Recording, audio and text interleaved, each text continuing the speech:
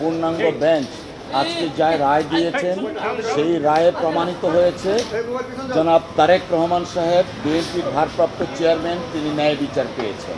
আপনারা জানেন এই মামলাটা অত্যন্ত একটা হিনিয়াস ক্রাইম ছিল, কিন্তু শেখ হাসিনা ওয়াজেদ তার রাজনৈতিক উদ্দেশ্যে ব্যক্তিগত জিঘাংসা থেকে জনাব তারেক রহমান সাহেবকে অন্যায়ভাবে এই মামলায় অন্তর্ভুক্ত করেছিলেন।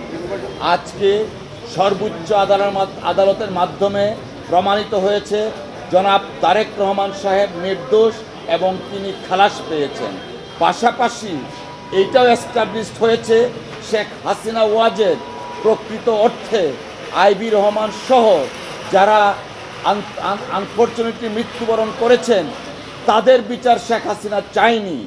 যদি শেখ হাসিনা প্রকৃত অপরাধীদের বিচার চাইতেন, আইবি রহমানের বিচার চাইতেন, তাহলে হয়তো রাজনৈতিক জিঘাংসার বশবর্তী হয়ে জনাব তারেক রহমান সাহেবকে এই মামলায় অন্তর্ভুক্ত করতেন না।